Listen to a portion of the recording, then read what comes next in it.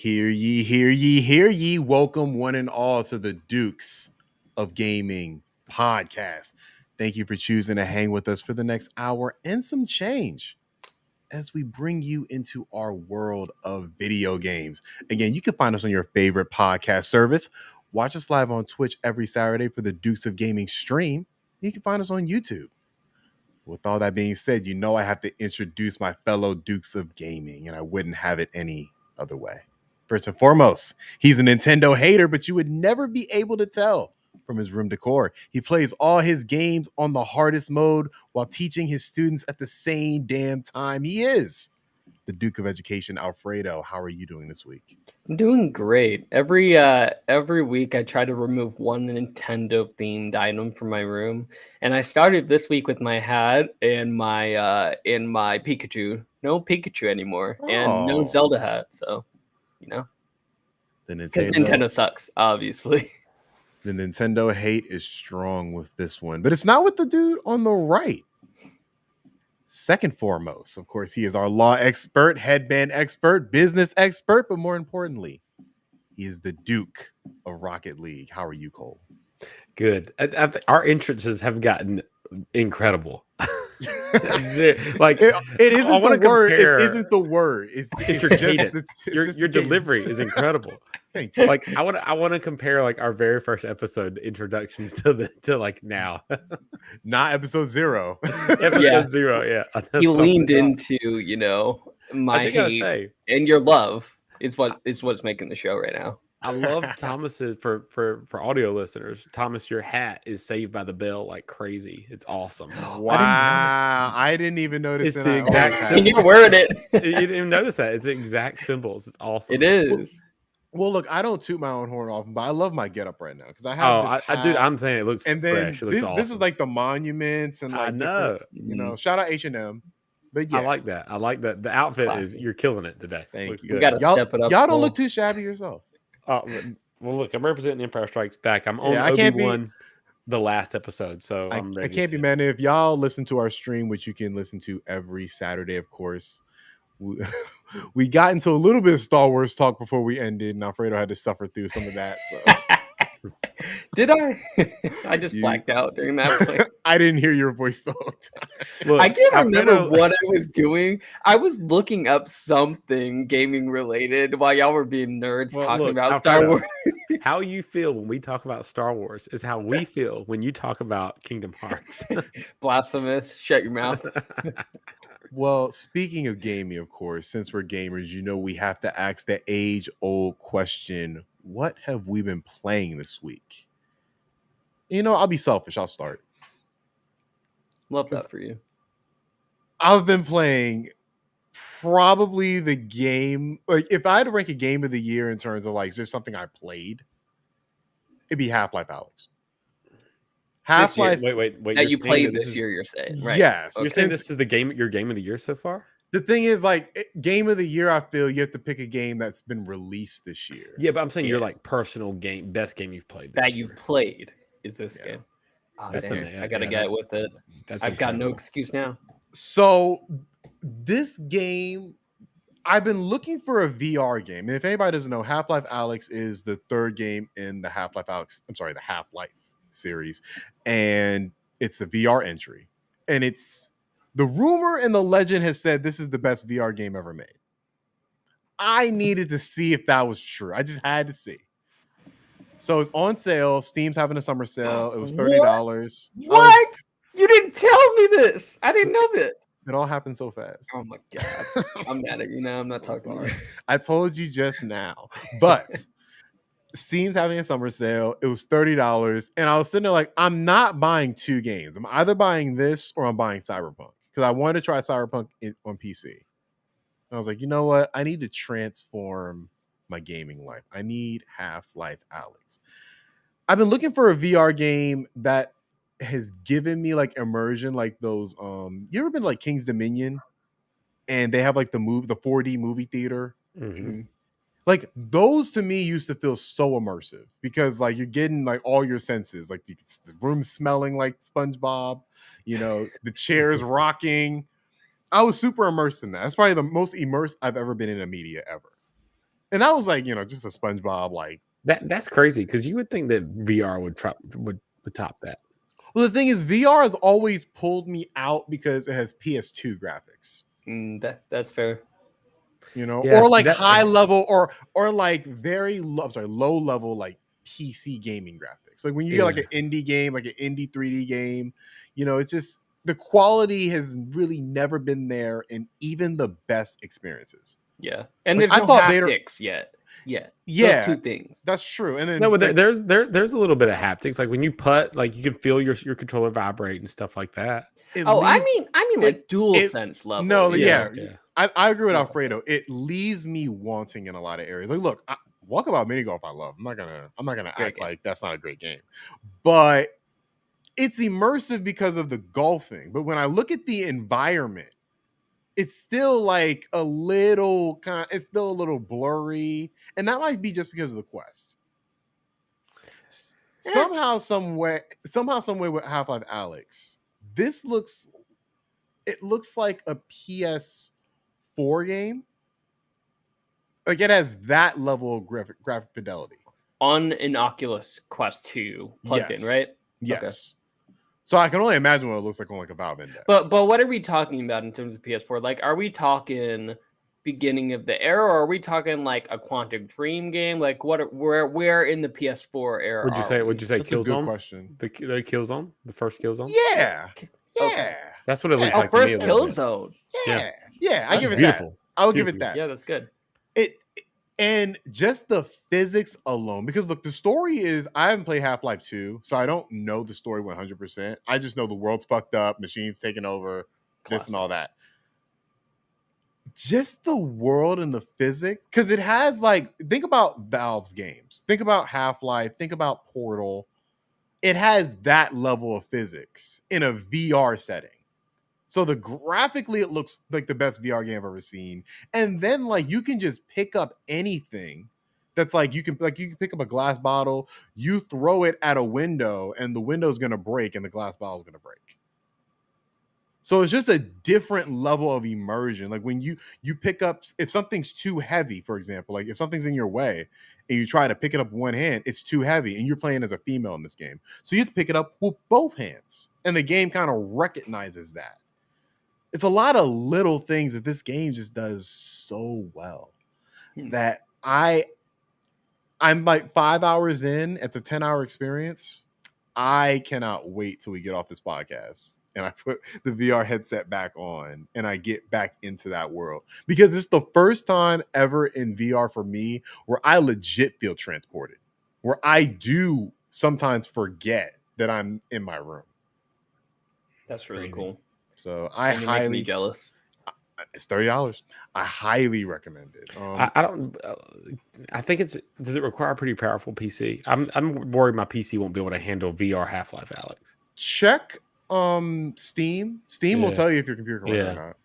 Yeah, check that. I mean, I'm running. I have a. Yeah. I checked the thing. I mean, I have a 3070, so I really don't know what the show off.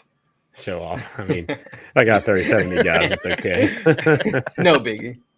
Yeah, no, I think if it works, I would try it. Like even if it's at the bare minimum, because it didn't run for me perfectly. I had to change the settings a little bit.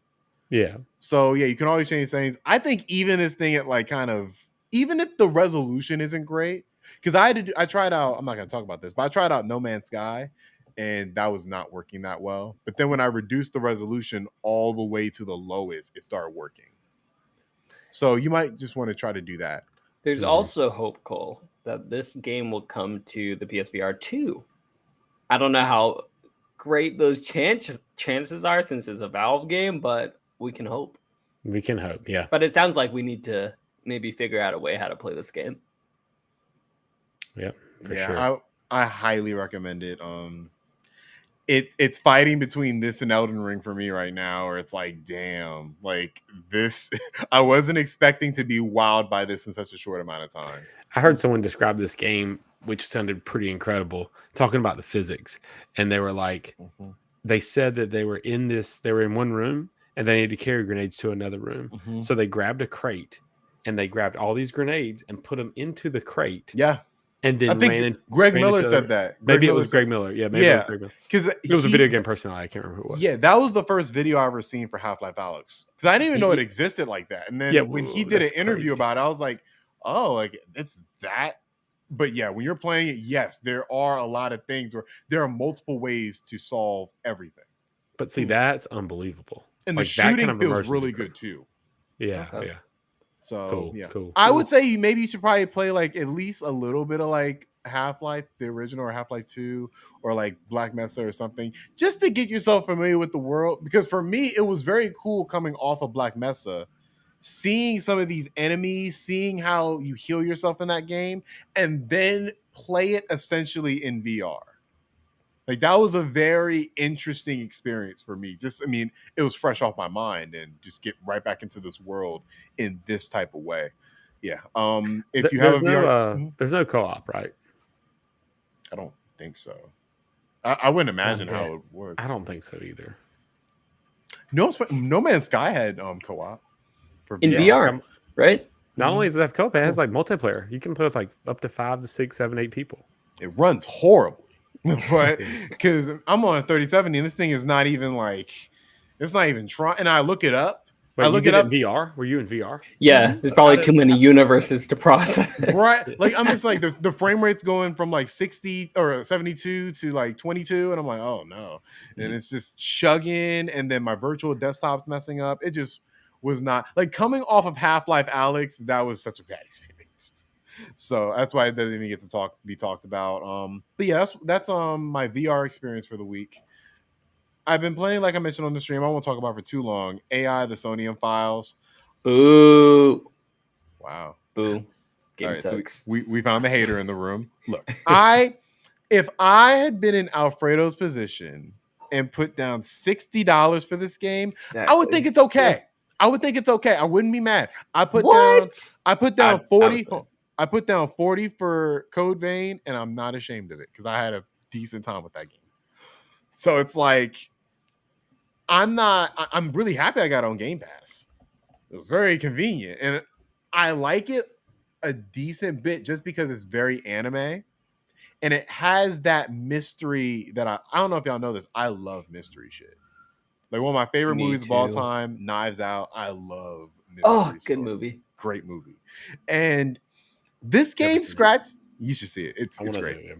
Second But- one's coming out, I think, like next Mhm. Horrible year, I names. wanna say. Horrible name too. I forgot what it was. It was like I It think was it a is terrible name. I remember thinking, God, it's awful. Hey, as long as it's good, I believe Yeah. in them. they're The film lucky is that great. things only coming to Netflix, but I digress. Wait, what?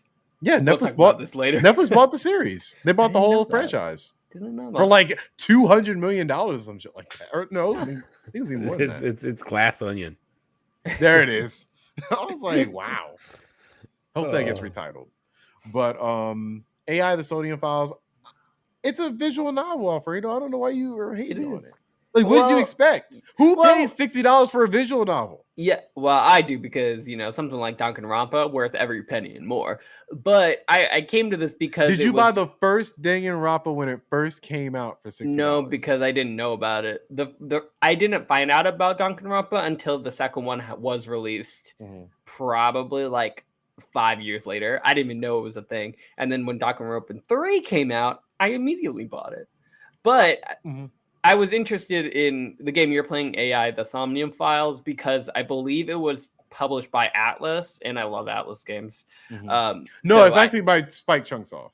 okay. Yeah, I love Chunksoft. They games as made well. or they produced Steins Gate, Exactly. Danganronpa. So it's same like brainchild, but made by Exactly. different creators. I had hope. I had hope for it. Oh my god! And I briefly talked about this on the stream, but why it didn't exactly click for me was just like Thomas, I love mystery, and it promises to be a mystery thriller type game, which it is, but it basically has all of the promise of something like Danganronpa, but it's like a campy B movie version, straight to VHS version of it. Oh my god! What? Where it's basically look what I'm saying. So Danganronpa, you got the twist, you got the solid story, amazing. There's twists everywhere. You are shocked every turn. This game has that. it has some twists here and there, but you can see it coming. The twists aren't that shocking. And then for the gameplay side of it, it has the gameplay of a series like 999, the non-honorary games. It was made by the same person. Yeah, it has the game. It promises the gameplay of that, but it's not nowhere near as thought out. So it's very much like those games, but it can't execute gameplay or story nearly as well as either of them. So it's kind of like a half-baked kind of game in that way for me. So that's why it let me down. I'm not saying it was a bad story. I just didn't gel with it, and it just had so much high expectations, and it didn't meet it for me. Cool. How did Alfredo start it when I said I was playing this game? What did he say? Boo! You said it's not a bad game. Look. I'm a little bitter because I spent $60 on this game and it did not deliver. Justified. Okay, it didn't deliver. I'm not gonna hold you, Alfredo. I don't think I've ever bought a narrative game for $60. I don't think I've ever done it. I don't. It might be offensive. I don't consider those real games. I put those in their own category. It's almost like to me, it's more akin to reading a book than anything else. Yeah, I agree. But so I said, will never, and I don't think I've ever paid $60 for like a single book. So yeah, the books are lame. So visual novels are pretty cool. Not so I'll manga. Give you that. Manga's not lame. I say manga. But yeah, I like this game. Obviously, a little more than Alfredo. But would you recommend it? I wouldn't recommend this game. It's on Game Pass, Alfredo. Yeah. For Game Pass, if it was on Game Pass, I would hesitantly recommend it. I guess. It scratches my anime itches. Like, it's just an anime to me.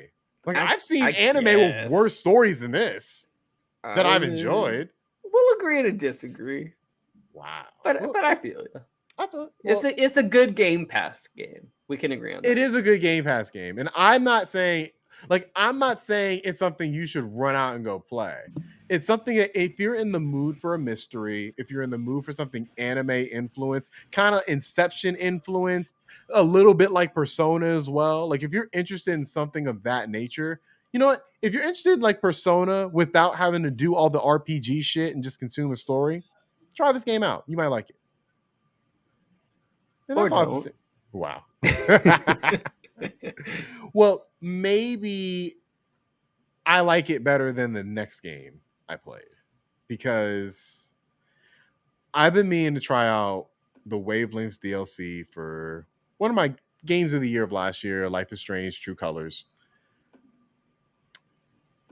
I gotta say, like, this was one of the most disappointing experiences I've had in a while.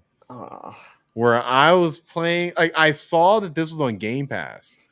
The deluxe because the game itself, I'm mad. I paid $60 for this game, and then it came to Game Pass like 3 months later. I was heated. And then the deluxe version comes to Game Pass this month, and I'm like, oh well, I kind of want to get into that. It's one of my favorite characters. I don't know if you remember Steph from Life is Strange. Like, I really like Steph. I like her character. I like her storyline, all that. And so I'm like, oh, we get to play as Steph. Okay. You get to play as her in the record store doing the radio stuff. That's cool. That sounds cool, right? And all you're doing is just reading ads for the paper and doing chores around the record store while she like goes through her dating app trying to find somebody. And that's all you do. I feel like it could be cool if they executed it right. Oh, yeah. For sure. Oh, for sure. Like when you said one of my favorite characters hanging out in the record store. That sounds cool. And it's cool. It's a record store that has a radio, has like a radio station in the back, and she works both. She's the manager and the DJ. Like, that's cool. Like, that's just a super cool idea for like just a slice of life, walking simulator. And I had never been more bored in my life. Like I was like, this is not hitting. And then like when I kind of started to enjoy it, it ends. And I'm like, what? Nah. I'm like, all right. It was one of those moments where I couldn't believe I'm seeing credits.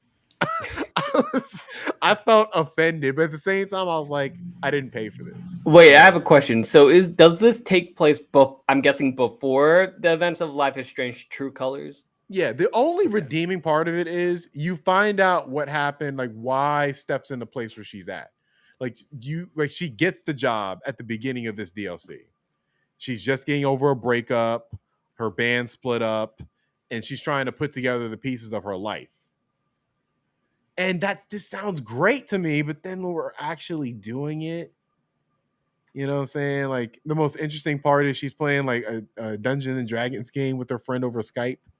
So you kind of get to reenact that for a bit. But it's nothing like in Life is Strange where I'm playing a fucking RPG. Yeah. That's the main thing. Like if this is just can't come out, like just randomly, whatever, like as just a solo experience, I might look at it differently. But just knowing this came from one of my favorite games of last year has made it a little sadder for me. Yeah, I feel like maybe it would have been more of a hit if they had done what they did before Life is Strange 2 came out, when they came out with that superhero Before the storm. Oh, Captain something. Captain Spirit or something like that. Yeah, so if they had done something like that where it was, separate from the story, and it didn't have to be tied directly into Life is Strange True Colors, I feel like they might have painted them, like cornered themselves in a box. Yeah, like forcing themselves to, it has to connect to the beginning, and it's Steph, who everyone likes, but we all know that she's in the record store, like nothing juicy could possibly really happen before, because then they would mention it in the main game, and they didn't. So, and also knowing that I just played through this game, this Life is Strange, the regular True Colors, and I know what this town is, and I can't leave the fucking record store. No, it's all inside the records. Oh, that's bad. That's real bad. The record store. So I can't. It's not that it's bad. It's just, like why did this have to be the only DLC that we're gonna get for this game? So I really hope that we get a sequel directly to this game, or not Wavelengths, but True Colors, because just existing in that world again did feel good. I'm not gonna lie. But I want a whole experience. Hopefully we get that. Left you wanting more. Left me wanting more. But speaking of more, we got some more games coming up. Cole, what have you been playing this week? I've talked about this before, but I played Kirby more. And I want to say, I did tell Thomas before not to play it, but I don't know, man. It's good. It's really good. It's at 60, bro. It's at 60. It's at 60, but gosh, man, it's so good. Like, I can't believe a Kirby game is this good. I thought you were starting to cry. I'm like, oh my god. No, gotta pay the 60. Oh my god, this is a transformative experience. Yeah, half the time the episode is Cole cries because of how good Kirby is. Brought him back. No, I'm crying now. Out of laughter now. Yeah. So, it's so good, and my kids have been playing it. And I told y'all, like, one of the most awesome things about this is like they're solving puzzles, they're changing Kirby, and like the way that that Kirby changes, it's the same mechanic as Mario Odyssey, changing hats, a different. So Kirby sucks in the different animals. He has the different or the different things, and he gives you more of the powers. It does it better than Mario Odyssey for sure. I feel like. For sure, like the way it's implemented into levels and like the different power-ups you get are a lot more fun than Mario's. Like I thought that was the weakest part of Mario Odyssey. I don't know if y'all thought the same thing. What, the caps? Yeah, like just changing into different animals. Like Mario controls fun gimmick. Yeah, it was but fun. Mario controls so good that when you eat a frog or something, it sucks. It feels clunky.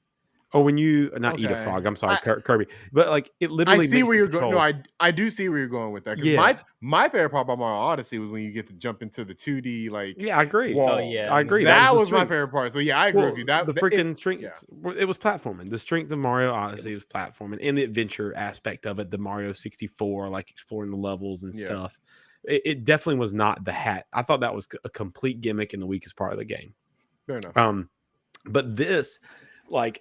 All your different moves you get from like eating the fire and so here's what it does too. So you have like so we eat like a fire guy, you can spit fire. Well, then you have a shop back in town and you can go and you can level it up. You get the blueprints and you can level it up like 3 different times to 3 different and each time it gets more and more impressive and more fun. Like area of impact attacks, or like stronger, or like just I don't know. And they're all awesome. They're all incredible. Like the ice Kirby, when he spits ice out, and he also like skates on when you have the ice Kirby, he skates around. And I think I told y'all before, one of my favorite things in video games is skating on ice. Like in Mario Odyssey, in the boot, and Mario 3D World in the boot, when you hop in the boot and you skate around. Astrobot did it really well on PS5. Remember the little snow world? Yep. Anyway, it does it does that really good. So just that mechanic, eating the different things and becoming them, even the cars, you get in the car and you drive the car, it feels good. Everything feels nice. But the puzzles are great, and some of them are actually pretty tricky and rewarding, like, but nothing's too crazy. But the fact that my kids are doing that and solving it, and they're asking me, they hear the wallabies. They're these little creatures that you have to collect. And my kids are like, Daddy, help me get a wallaby. Come help me get this wallaby. And like, they're celebrating each other. Like the siblings of the boys are sitting there, and like one of them will get a wallaby or whatever, wallaby. I forget what they're called, and they're getting excited, giving each other high fives, and like, cause they found these little wallabies or whatever. And this game does something that I love when these kind of platformer adventure games do. When you beat the game, it's not over. You have a whole nother like set of worlds that you can go to. Like, that's cool. Like Odyssey had that last kingdom. It was the Mushroom Kingdom. It was incredible. I know it was the moon Odyssey. Remember? No spoilers. Sorry, guys. If you have not, if someone is listening to our podcast and they haven't beat Mario Odyssey yet, I haven't beat it. That's really? why I said it. You didn't know about the Moon World? No. Oh, whoops. Alfredo did the same thing to me when I was about to talk about Horizon Forbidden West. Yeah, I was about to say something. He was like, wait. Yeah, don't spoil. And yeah, both those games were the same year too, I think. 17. Oh no, anyway. Forbidden West. No, Forbidden West from this. Oh well, yeah, that just came out. That's fair. That's fair. It's been a good 3 months. He just called me out for Mario Odyssey, which is not even a story-based game, a platformer. Yeah. Anyway, Mario 3D World had that rainbow challenge level. You remember that? Like, what is it called? Rainbow Road, or is that? Yeah. Well, no, that's Mario Kart. That's Mario Kart. But I know what you're talking about, though. You know what I'm talking about? That really challenging thing. Anyway, so I forgot what it's called. I love it when these games have these like extra modes at the end, or extra worlds that you can go to. It's incredible. So it has that, and each, like, you think the game's about to end and there's another world. You keep going to these different worlds, and like they're all themed. One's tropical, and there's like 5 different levels, and then there's like this theme park that's kind of haunted. You go to that world, that's cool. A desert world, a volcano world, like a biome. It's awesome, and it keeps getting better and better and better. And then remember, when you think it's going to be over, it's not. The ending is epic. Like it's unbelievable. Me and my kids were sitting on the couch, and I was beating it for them, and they were all just like, I can't believe this is happening. This is awesome. It's one of those like epic, like set piece endings, and it just did it really well. And it was incredible. They were like hanging on the edge of their seat. So, like, Cole, what's a game that you played when you were like their age that got you like what would you think that game would be for you? Man, when I was their age, I was like 1992. We didn't even have anything like that. We had like Super Mario World, which I don't know. That's a good question. I was nothing until the PS2, until the N64 days. Not even like Altered Beasts or Streets of Rage. No, not till Mario 64. I would say Mario 64 was that moment for you, where it was like, probably. It's crazy that this could be their Mario 64. That game. No, and this is similar to that, because they're going. Then again, I was like 9 when I played Mario 64, but they're young and they're having this. It's awesome. I get jealous. I get jealous of the kids. Yeah, I do too. The quality. Yeah. And this is one of those games that I've always had my eye on, but one is $60. It's a lot, and it sounds like it's worth it, but I don't know if it's worth it for me. I guess just because I want something a little bit more challenging. That's the downside. Because I heard it's easy. Alfredo might fuck around, beat this thing in the afternoon. He would. You would. But so it is. It's not challenging to get through the levels. finding the little wallabies are pretty challenging. And Like, that's or it's fine. fun challenging. Yeah, and that's fine because that's like one of the most fun mechanics that I like to do, that I like to spend my time. For example, Astrobot, they have a mechanic very similar to that in Astrobot Rescue Mission, the VR one. You Mhm. have to find the random robots, and it's pretty challenging. Like the actual platforming and fighting of the game isn't hard, but it is challenging and it is fun trying to find these hidden robots where they are, and that's what I really like about it. And to know that Kirby has something like that, that does get me excited. Yeah, and it's like it's fun. It's not challenging, but it's just like, okay, you read like, oh, I got to go in this level and find the 2 trains, and you got to like kill the things on the top of the 2 trains, and then like, they're decently easy to find, but it's kind of like, oh, okay, here they are. Oh, you got to do that to get that one. Oh yeah, cool, cool. And then you get them and you unlock them. It's rewarding, but it's fun, and the game is beautiful. It's beautiful.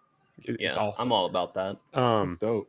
Anyway, I recommend it. I really do, but it's just tough with $60. I understand, and it's I just feel like it's gonna be 40 one day, and I Mm. think I'm gonna pounce. pounce on 40. I don't know. Pounce I on think I'll 40. pounce on 40. What will happen is I'm gonna think about it. I'm gonna like, it's 40. I should buy it, and then I'll take like 2 days to do it. Then the sales It's not on gone. sale. Yeah, that does happen a lot for See, me. Yep. I have an advantage in this situation because I have kids, so I can justify this. justify it. I justify it, and they You- play the crap out of it. You should see about maybe getting them Crash 4. Yeah. The only Crash thing- 4 Crash it's 4 had hard, a though. lot of it's Crash a little, 4 is hard. I don't like the endless runner. you can set the thing. difficulty, right? No, You I can? haven't found that setting. I think you can, because I remember I was playing on the hardest Oh, maybe difficulty, and I'm- I was like, this is too hard for me. I need Oh, to. maybe you can then. So I will brag a second. I beat the game for my 4.5, my 4 about to turn 5-year-old. The next day, when I got home from work, they came and they were like, Daddy, Asher beat the game. Asher beat the game. Yeah. And my wife confirmed it. My 3-year-old beat the game. Well, And like, and it's a legit Wow. ball, y'all, with like patterns. You have to like That's go a- through the patterns and That's like a prodigy right there. yeah. seriously, like I'm not gonna lie, I beat the game, but like it wasn't like it was easy, but it wasn't like a walkthrough, It wasn't Right. like. So I was impressed. I was like, "Are you serious? You beat That's the game?" dope. See, this is why you got to start kids early. I was like, "That's my boy." I was like, Yeah. that's my boy. He could have hit a home run. I wouldn't have been as more proud of him as I was to beat that game. That Anyway. might be the most gamer dad thing I've ever Yeah, heard in my life. yeah.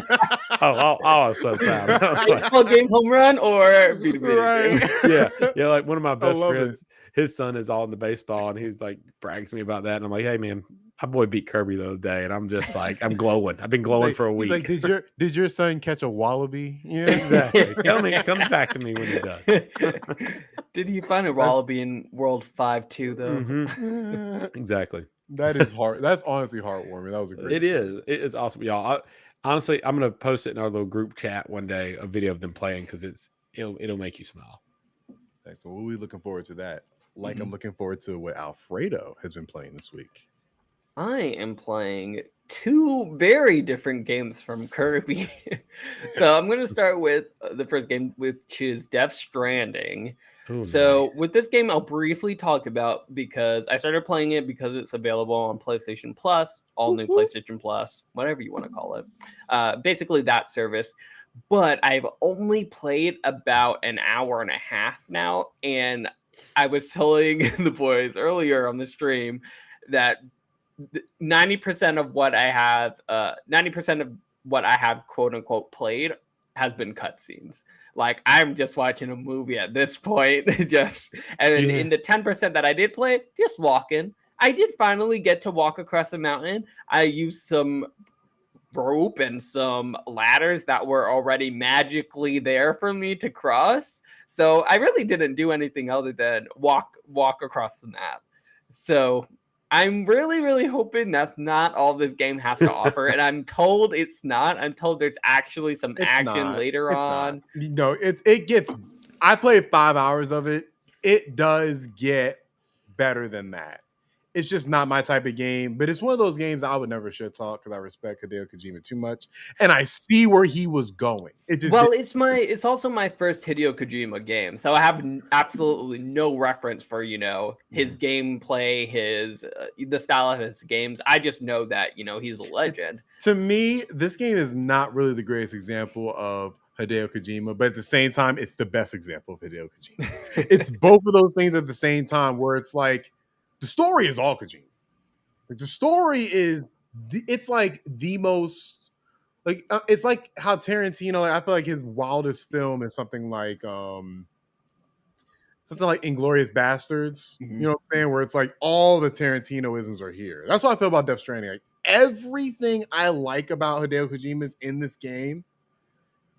The gameplay just leaves me wanting. It just, Okay. But I can see how people would love this game. Like Oh, yeah. Ben likes it a lot, and it's not a oh, my light went off. Mhm. It's like a cool chill, put on a podcast. Have you And, played like, it, Cole? Yeah, I've played about Oh. 4 hours, and Okay. then So we play about relatively. The yeah, same, I'm about right? where you are. Yeah, There's a certain point where you're gonna know whether you want to stop or not.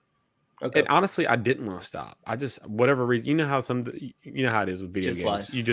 You just get distracted. And you go into something else, and you never come back to it.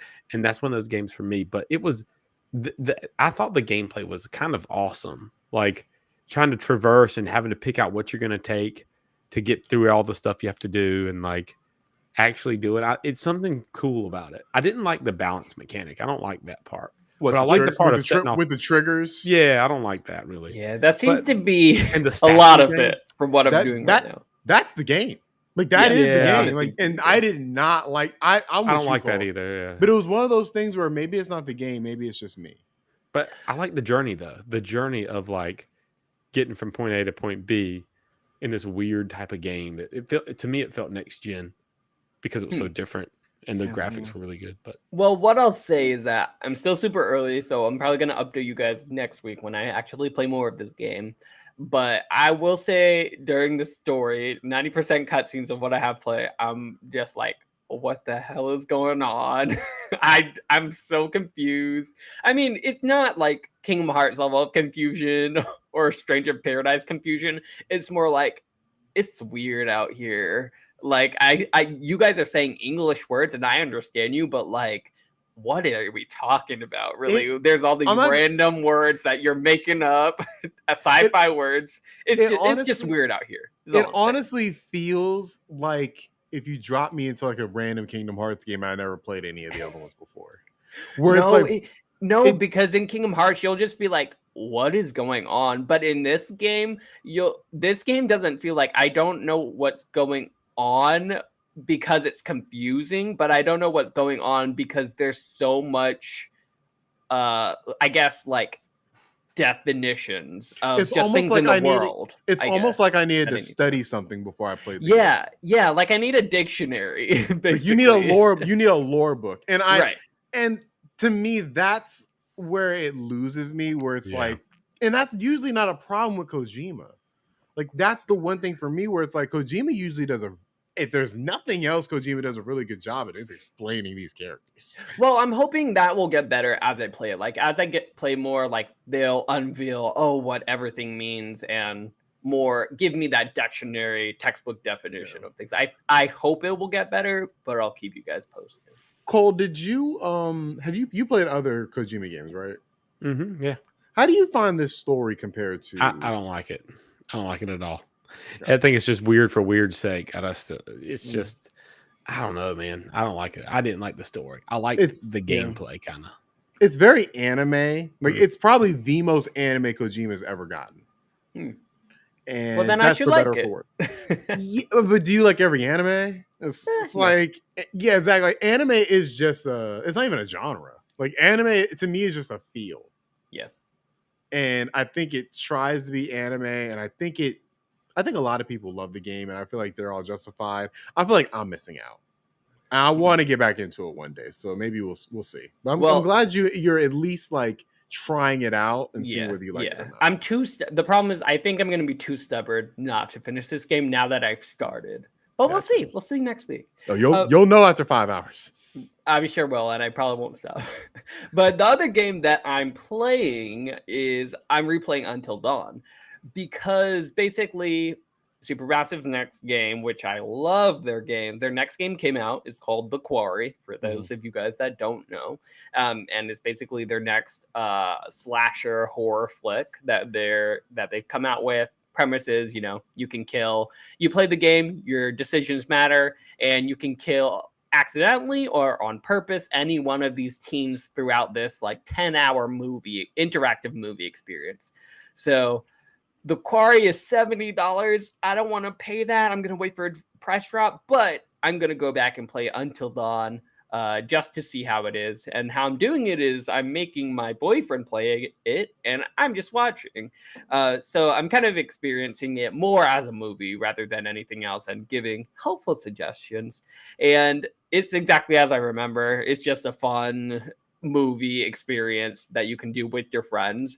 One thing I will say that after playing so much of Supermassive's games is that playing it again and getting through to the ending already, we already finished it and everything.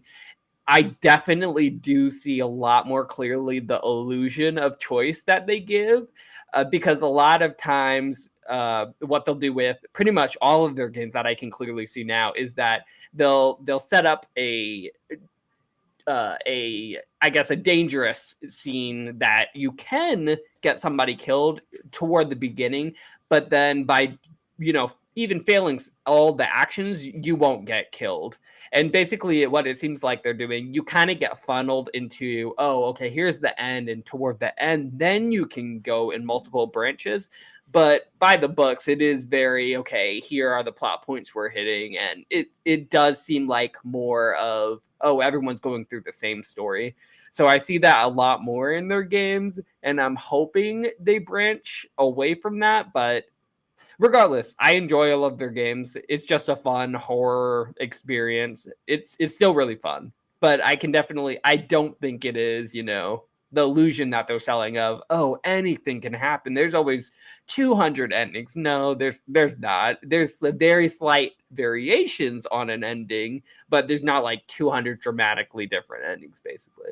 So all that to say, I love their games. I'm going to keep buying it, but I'm not going to pay $70 or even $60 probably for it. I really enjoyed their $30 experiences that even House of Ashes, which was their last one, was well worth the price. So yeah, looking forward to their next game, and hopefully Prize Quarry will get a drop soon so that I can play it. Yeah. I love this game. I haven't played it in a while. Oh, I replayed it last year, I believe. And I played it on streaming for all new PlayStation Plus, and it plays very well for streaming. I haven't noticed bad lag or anything. And it got a PS5 update, if I remember correctly. I think it runs at 60 now. It's one of those games where I think it put all the other people who are making these games on the spot. Yeah. Because this was a pretty much unknown studio, and it just outperformed a whole bunch of other studios. Like, that was when Telltale, they weren't at their prime, but they were definitely, that's when they were releasing like Game of Thrones and all these other ones. Yep. Quantic Dream, or was that Beyond Two Souls was their last release. And then this comes out, and this changes that conversation. And I would argue, I don't think a narrative game, besides visual novels, because it was just different, I don't think a visual novel game or anything like this has come close. Quantic Dream's probably the closest, but even that, I don't like Detroit more than this. I don't like Detroit more than Until Dawn. Yep. I thought Detroit kind of had a weird story. Yeah. I agree that Supermassive does it better.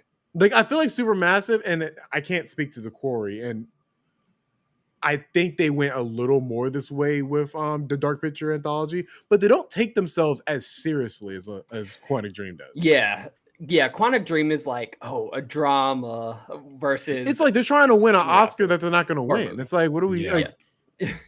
I don't know. Like, and I always felt that that Supermassive, they do a really good job of just making a good story. Yeah, and picking their genres, like their subgenre of horror, and leaning into it. Yeah, I agree. So, yeah, great game. Did you ever get a chance to play this, Cole? No, but you guys make me want to play it like crazy. It's a PlayStation 4 classic. I know. I want to play it Halloween. That's a good time. It's a good time. So yeah, but great games. I think we're all playing some pretty good games. But we're gonna talk about just briefly, just this Nintendo Direct Mini. we've had this before. We don't know what this is. Yeah, it's coming out though tomorrow on June 28th. And all we know is that it's basically their E3 presentation, and it's going to focus on third-party partners. Going to be 25 minutes long. So I guess we should just make this quick. Let's go around. What is a game you want to see at this showcase? I have You can pick 2 or 3. 3. Okay. Mass Effect For on Switch. Okay. I want that on Switch. That's a good ass pick. Yes. That's a good pick. And I would buy that. Damn. I want it so bad on It would Switch. be, I don't know. It's going to be 62. I don't know if it would play well. All right, though, there's 3 or 4 games. honestly. I Prob- want that not the really legend, bad. not the legendary edition, just like Okay. the originals. Okay, No, I want that's fine. Legendary Edition. Oh, That's Come on. gonna play well. it won't play well. Look, if Witcher That game was 3, impressive. On y'all, PC. if Witcher 3 made it, I feel like maybe they can make something happen. Legendary That's edition looks true. way better than Witcher 3 to me. Really? Like in terms of the console versions, yeah, it looks a lot better. Yeah. Okay. Well, But you're mean- right though. Witcher 3 happened, so that did open up the possibilities. and That's No very Man's true. Sky is coming too. Mhm. That we need to see. We'll that. see. That's We'll see about that one. We need How to well see that's gonna run. 10 Okay, frames a let's second. hope. That I want Fallout 3 on Switch. I've never played Fallout 3. Ben talks about it all the time. I want that on Switch. Skyrim is not on Switch, right? It is. It is. Yep. Okay. I actually On beat- everything. I actually It's beat on it on fridges, Switch. Cole. Huh? It's on fridges. I paid It's on $60 everything. for Yeah, that. no, that's what I was thinking. I thought it was. The other one is Grand Theft Auto 5, obviously. And I think it's going to be coming. That's a big ask. The only reason I think maybe not is because of the online. They're not going to put online on Switch because they don't support online anymore for PS3 and Xbox. Or they support it, but they don't update it. I was gonna say, do you really think they will wanna do Grand Theft Auto 5 when they had that train wreck of a port for Grand Theft Auto 3? Yeah. I know. Boom. Let's be honest. Every single console that thing released for had it bad. Not just Yeah. the That's Switch. true. Every That's true. single console that game came out on, it was shitted on. Mhm. I think that there is high probability, maybe not this year, but I think there's high probability Grand Theft Auto 5 is going to come to Switch because they want to sell Grand Theft Auto 5 as much as possible. And if you put that thing on Switch, 10 million more copies. like to me, 10 that's million. too much to pass up. And the thing is, it's going to be the worst version. It's going to be like the PS3 version. Absolutely. But people are not going to care. Cole's going to buy it. I'm gonna buy it. This is gonna be like the 5th time I bought Grand Theft Auto 3. Cole, if it's 60, you're going to buy it. I'm gonna buy it. Yes. You would. Yes. You monster. He's their Y'all, target demographic. If I diehard could be the fans. forgotten land, There's millions of Coles. That's the the problem. millions of calls. Yes. Those are some good picks, though. Those are great picks. Yeah. That's what I want to see. Those are the games I want to see. So we'll see. Third party partners. We'll see what Yeah. happens. For me- I'll go last. So I think I only have one that I really want. Well, no, I lie. I do have two that I'm hoping for. One that I think we'll see. One that's a long shot. So one is there's a rumor that they are remaking one of the tactics games, the Final Fantasy Tactics games, and it's going to be for Switch. So I think we have a good chance with Square Enix pumping out the hits lately. I think there's Yeah, a good there's a chance good for chance us for that. getting a remake there, which Yeah. I would love. Yeah. So that's the one that I really want. But the second one, a long shot, I'm hoping that since Kingdom Hearts 4 was announced, we can get some sort of Kingdom Hearts spin-off for the Switch because we still don't have one. And we've always gotten one like for the 3DS or the DS. We've always gotten a Kingdom Hearts spin-off on like a Nintendo console. So I'm really hoping for one there. Very unlikely that we'll see it because, Kingdom Hearts 4 and they showed all the mobile games already coming out, but one can hope. But those are my picks. I feel like for Kingdom Hearts, your best bet for this direct is probably them announcing that the collection is going to be on there and it's going to be on the Switch, not cloud. That's not going to happen. Yeah, Kingdom Hearts is too powerful. I don't think you can announce Kingdom Hearts 4 and then be like, oh yeah, we're releasing another game. Hey, that's why there are crazier things that have happened. You know what? for Kingdom You're Hearts. right. Square Enix is Crazier. a weird company, so weirder Yeah, things have yeah. happened. You're right about that. Yep. For me, they always lie at these conferences. They always say, like, oh, we're only doing third-party partners. You're doing something Nintendo related. And this might not be a first party, it's a second party. And I guess I don't know if Platinum is considered second or third party. It's in that middle. good It's in that question. middle ground. Yeah. I'd assume it's third actually because they It make counts. games. They make games for other companies. Yeah. Bayonetta 3 needs to fucking be here. I'm sorry. I'm sorry. And if it's not gonna be here, at least cut me out of my fantasy draft misery and just delay it so I can replace it. Nintendo, I've been waiting for this game. I'd like to say 6 years at this point. And you're gonna keep on waiting. You showed me gameplay last year and I got so excited. You Yeah, gave me- remember when it ran on FPS 3 FPS? I excuse that because I got a hair kaiju fight, Alfredo. And the other Bayonetta games are not going to write home about performance-wise on Switch anyways. Look, I'm So- just saying they might be polishing it up. It needed a lot of polish from that trailer. It did need a lot of polish. I need it polished for December. That's what I need it. If you announce this thing December 15th, calling it, just announce it. I just want this game. I'm a big Bayonetta fan. I've been waiting. It's been since the Wii U. I just want the next. I think you're gonna get it. I think it's gonna come out this year. I think this is the last. This is a showcase game. Like this is gonna like this. I can't think of another third party game that you can end this like event on. Yeah, that's true. Yeah, I think I think it's a perfect setup That'd be a for it. great I think you're gonna get it. But then what are they gonna open with? Is my question. Oh, that's my next pick, because we're getting ports all across the board on Xbox and Sony. But where is the Persona Switch port? That's the other one I want. That's good. I want Persona 5. Like if Xbox is getting it. If you open this showcase with Persona, you end it with Bayonetta, you've won me. You've won. Yeah, I agree. You've won. That's And the then game I maybe want. That's the game I want. I forgot about that. That's the game I want on Switch. Yeah, I would, because to me at this point it doesn't make any sense why it's not on Switch. Yeah. I would like to hope they were just saving it for, because at that point like everything has it except for the Nintendo Switch. Like PC Is it a has must-play game? Steam Deck has it. Oh, what do you mean must play? Like, I've never played a Persona game. Is it must play? You have to take your mind back to like Final Fantasy X. Yeah. You have to get in that mindset. Not that one though. Not that one. You know what I mean? Like in terms of like, you're getting a very grand story. You're getting turn-based RPG. Like it's. I thought it wasn't. A But grand you're also story. getting I thought it was about high school kids. It gets grand.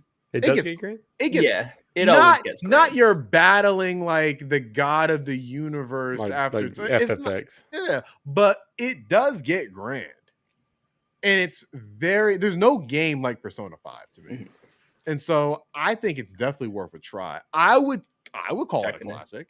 Like Yeah, I would tell it after playing through the rest of Royal. Yeah, it's a certified classic. But and 4, honestly, I don't know if you played 4, Alfredo. I played a little bit. I never finished it. I played 4 when it my friend had it for PlayStation 3, and so I borrowed it. And 4 is just as good story-wise. So, but the problem you're gonna face, Cole, is that we're talking about 150 hours between those two games. It's a dedication. You gotta play it. You are in Japan, and you're not gonna have fun if you don't fully commit to it. Yeah. It's not one of those games where, okay, I'm gonna play it for like 2 hours tonight and play it next week. No.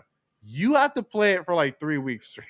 Yeah. This has to be your life, Cole. So if you're not willing to do that, you're not gonna have fun.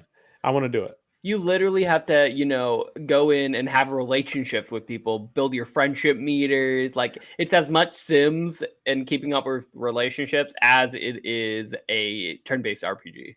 That's what Persona is. Yeah. It's an anime fan's dream. Exactly. Yep. So, Yeah, but those are my two picks. I think if we get I feel like out of what we all just said, we're gonna get one of these Yeah. things. For Mhm. sure. I kind of want it to be Mass Effect. Yeah. And if we I do don't too. get any one of those, we riot. Yes. That's just it. Yes. Oh, we're gonna get a hello. Was it Cooking Mama? Like a Cooking Mama for Cooking Mama 8. Cooking Mama 8 with 8.7. Cooking Mama 8 with Mario like theme stuff because Nintendo Hey, does stupid stuff like that that. might be kind of cool. I know this will never happen, but give me a fucking NBA Street port. The most disappointing thing, yeah, that would be good. The most disappointing thing would be is they end it with Mario Rabbids too.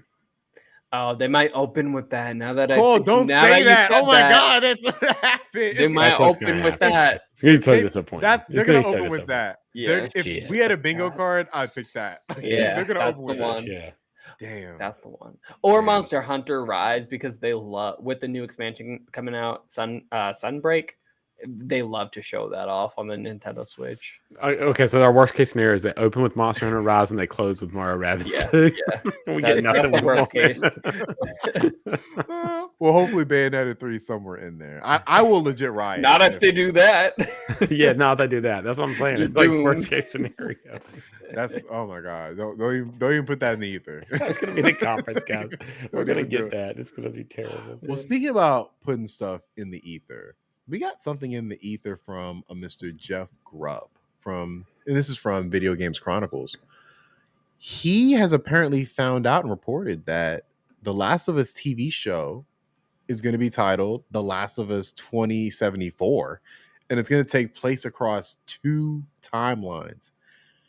Color me peaked, or color my interest peaked. That sounds awesome. That sounds great. Or color you because peak. you gotta Color, imagine. like with the crayon.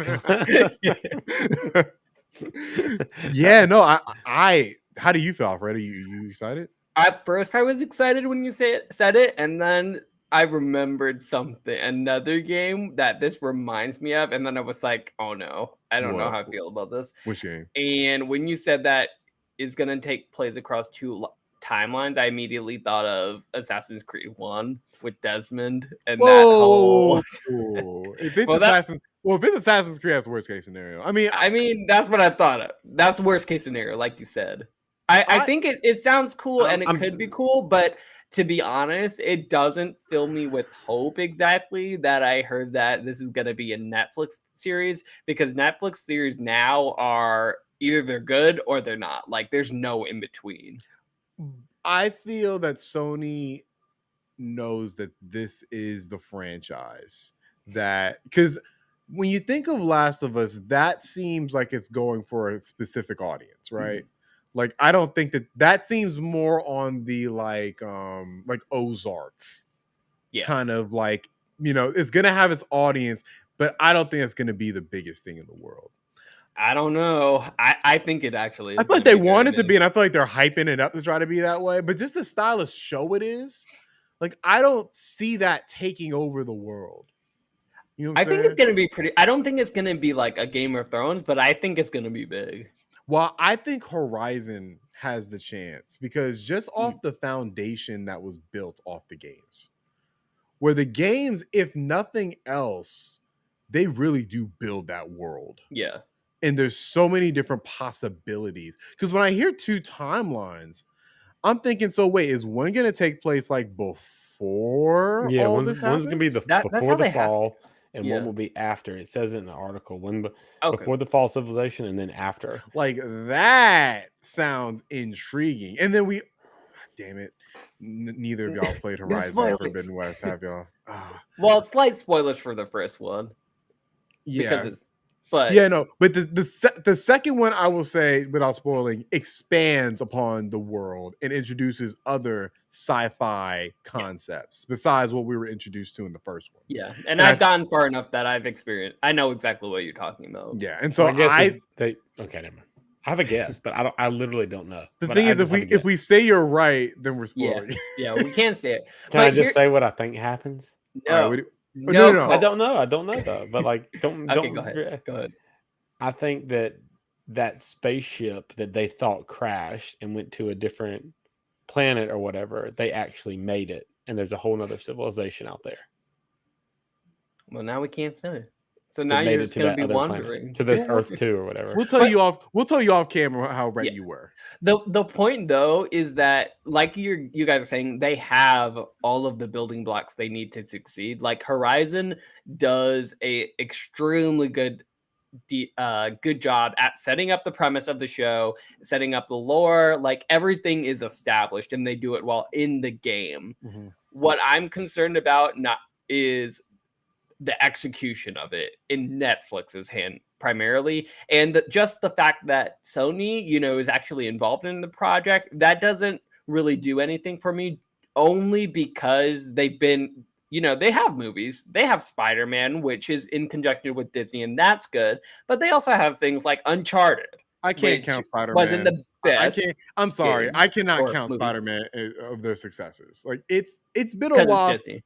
Yeah, it's Marvel. Yeah, like that script doesn't get approved without Kevin Feige saying yes. Yes, exactly. So, and I'm with you on that. On the other hand, they have Spider-Man, but they also have things that they're doing by themselves, like Uncharted, which is not the biggest movie in the world, wasn't great, but is good enough. And they also have things like Venom, and Mobius, which are trash fires. But they also do have classics like Spider-Man 1 and 2. Yeah, but that was a long time ago. Long time ago. We're talking about now. I had to put on Horizon the Duke of Nostalgia hat. Doesn't sound. Does it? I'm scared. I'm scared. Okay, that's all I'm saying. I will say with Netflix, because you said the point that Netflix doesn't, like, they're hit or miss.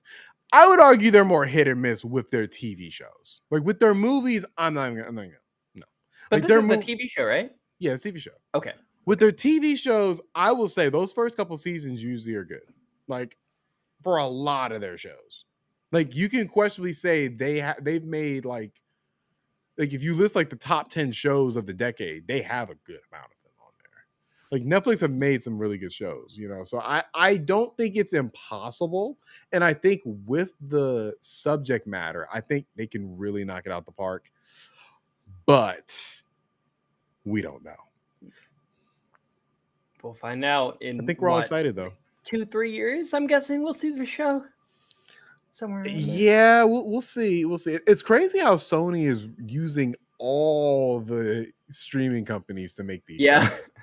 You get a show. You get a show. You get a show. Because they're the one multimedia company that was like, you know what? We don't need a streaming service. Mm-hmm. We'll just give them all right, we're gonna sell our ideas. Yeah, we'll let HBO make Last of Us. We'll let Amazon make God of War. We'll let Netflix make Horizon. We're just gonna spread someone's making Ghost of Tsushima. I don't know who. I believe, that sounds right. It's like they're just spreading the love, and we'll see if it works. It's it looks great, but we got to see it. Right. The past of video game movies is not great. But TV shows, they got a chance. It's new territory. I feel like TV shows are not great either, but they have a chance to change that narrative. So hopefully they change that narrative. Agreed. Now we have, for the first time in a couple weeks, a Cole's mailbag, and an exciting one at that. Take it away, Cole. All right. Hey, Dukes, we heard a lot about 2022 being the greatest year in gaming. Which is crazy. We have already kind of declared that, and it's not even halfway through. Nope. Or about halfway there. With tons of delays making that now virtually impossible, it got me thinking, what are your favorite gaming years of all time? I bid ye a farewell. Robert. Just Robert. Thank you, Robert. I think that's one of the first users we have that has a normal name. It's usually Robert. Ridiculous names. Okay. So I'll go after Thomas, but I want to guess Thomas's year. Go ahead. And it's not because of one game, it's because of several. This game, Bayonetta 2, came out. Mm-hmm. Celeste, Inside, Forza Horizon 4, which he's a Horizon fan. Super Smash Brothers Ultimate came out this year. Mm-hmm. Undertale, God of War, Red Dead Redemption 2, but most of all, Spider-Man 2018. It's got to be your year. I was going to guess that 2018 as well. It cannot be anything but 2018 because of Spider-Man, but also Super Smash Bros. Ultimate too. That's one of your favorite games of all time. And God of War. Celeste, Bayonetta 2. Like, did I just convince you? Have you changed your mind? Or is that your year? Bayonetta 2 didn't come out that year. It didn't? No, that's just a port. That's the port of Bayonetta 2. That's right. Okay. Okay. Are you Yeah, sure? Bayonetta 2 came out. I played that on my friend's Wii U back in like 2013. Okay. So I'm not a Bayonetta fan, so I didn't know that. But it was the Bayonetta package. Bayonetta plus Bayonetta 2 came out that year, I think is what confused me. I feel like I have been misjudged. He's Super psyching us Smash- out. But No. but I will say No, it's Super not Smash it's Brothers. not my favorite year. But Smash Brothers Ultimate and It's a great God it's- of War and I would say Spider-Man? it's in my top 5. But Yeah, look, how fair. Alfredo is to Breath of the Wild, that's how I am to God of War. Like, I do not think that's like a Oh, great really? game. Like, no. I didn't know that. No, I knew that. I I was played that mainly game hinging my twi- argument. I was hinging my argument on Smash Brothers and Spider-Man. Spider-Man. I would say you're not far off because it definitely is like a top 5 year for me. But no. Okay, give us another hint real quick. Yeah, give us a hint. You weren't far off, but you're wrong. Oh, it was 2017 and with Mario Odyssey. There we What? go. That was my backup pick. That was my There backup we What? go. pick. It was the backup pick. There we go. So Hey, 20 what's so great about 2017 besides that trash game Breath of the Wild? Well, one of the greatest games of all time, Breath of the Wild, released in Yeah. March. You have the Zelda Shield behind you to certify that. So Just frame editing it out right now. 2017 was the first year I got back into gaming. Like, for as a like, this is my like favorite thing to do. You know, I'd spent the years before just, partying, college and all that. And 2017 was the first time where I was, back at home, where I was graduating and I was home and I had a lot of time to just really read a lot of gaming media, really get back into like watching like reviews, spoiler discussions. And I think at the same time, we're having like one of the greatest gaming years of all time, in my opinion, the greatest. Just from the fact of, the Switch came out to start the year, and that changed how I approached gaming. And you think with the Switch, you're getting one of the best games of all time in Breath of the Wild. And then you're getting, in a couple months later, you're getting, to me, the best Mario platformer of all time in the same year. And that's just from Nintendo. And it's like, all right, that might not be enough. Okay. Well, even on the handheld side, you're getting Samus Returns, which is a really good like rendition of Metroid 2. You go just to the third party side, you see Resident Evil 7, which is the Resident Evil that is said to kind of bring the franchise back to its roots. I feel like that game is looked at really fondly, because that was before Resident Evil 7. Like, what was Resident Evil at that point? It was dead or dwindling. So I would call Resident Evil 7 a classic game as well. Yeah. Mhm. Yeah. Definitely a landmark game, I feel like. Definitely. Cuphead came out that year. Resident Evil 7 changed the course of that franchise, revived it, and sent it on a different direction, and revitalized it. Mhm. Absolutely. And that's just like almost an afterthought of the year. Yeah. And this classic game's an afterthought. Cuphead came out, great platformer, too hard for my blood, but I great love game nonetheless. Glad you did. Hellblade came out that year. One of the most auditory, like one of the best auditory experiences I've ever had in gaming. Good year. Huh. Near you convinced me. Automata came out this year, which is one of my favorite RPGs of all time. I love that game. You have Persona 5, which we just talked about. Like Persona 5 is one of those amazing games. Divinity Original Sin 2 is one of the highest ranked games of that year from a critical standpoint. And it's an amazing game. I played it. Amazing game. I was about to say Undertale, but that's just a port. That threw me off for a second. I was like, Undertale came out this year too? Mario Kart 8 Deluxe, which, yes, that is a remake, but to me, that's the definitive edition of that game. And I feel like that's the biggest game the Switch has released. Like, that game still sells, and it's one of the, I like, obviously, Super Smash a little better, but from a party game standpoint, there really isn't anything better than Mario Kart. And then I'm just making sure I didn't forget anything, but I mean, just off those games alone. Oh, You forgot something. PUBG came out that year.